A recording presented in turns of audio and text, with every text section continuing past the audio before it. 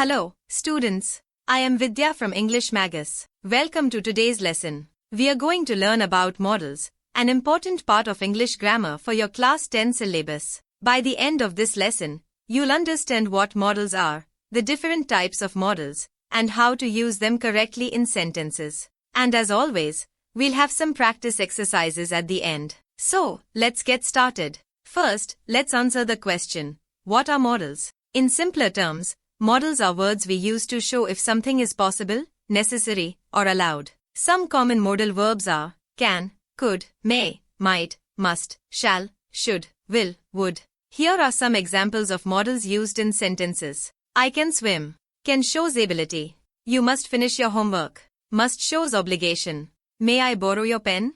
May shows permission. Now, let's look at the different types of modals and how they're used. We will study primary modals and their types. Then we will briefly discuss secondary modals. So, let's begin by taking up primary modals types. First type is modals of ability. These modals show someone's ability to do something. The common ones are can, present ability, could, past ability.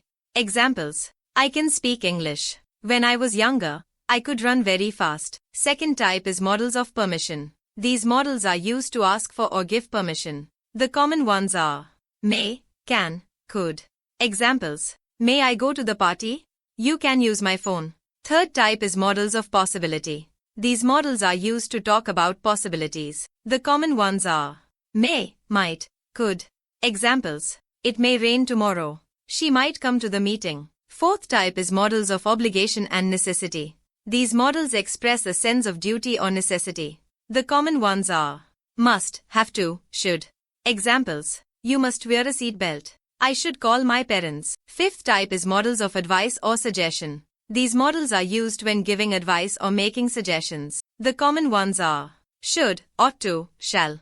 Examples: You should drink more water. We shall start the meeting now. Sixth type is modals of willingness or intention. These modals show someone's willingness or future actions. The common ones are will, shall, would. Examples: I will help you with your homework. Shall we go to the park? Now, let's talk about secondary modals. These are modals that don't fit into the main categories but are still important. They include ought to, used to, need to, and dare. First secondary modal is ought to. This modal is used to express advice or duty, similar to should. Example: You ought to be more careful when driving. Second secondary modal is used to. This modal talks about past habits or states that no longer exist. Example: I used to play football when I was in school. Third secondary modal is need to. This modal is used to express necessity, but it's a bit different from must. It's more flexible. Example: I need to finish my homework before dinner. And fourth secondary modal is dare. This modal is used when talking about challenging someone or taking a risk.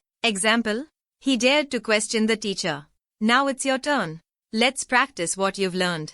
Fill in the blanks with the correct modal verbs. Here you may pause the video to fill the blanks of exercise 1. Kindly pause the video. Here are the answers of exercise 1. Let's do another longer exercise to really test your understanding, including both primary and secondary modals. Complete the sentences with suitable modals. Here you may pause the video to fill the blanks of exercise 2.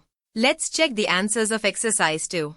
That brings us to the end of this lesson on modals. We've covered both primary and secondary modals, so now you have a comprehensive understanding. Keep practicing, and you'll get better at using them in your writing and speaking. Don't forget to like and subscribe for more helpful lessons, and feel free to leave your questions in the comments.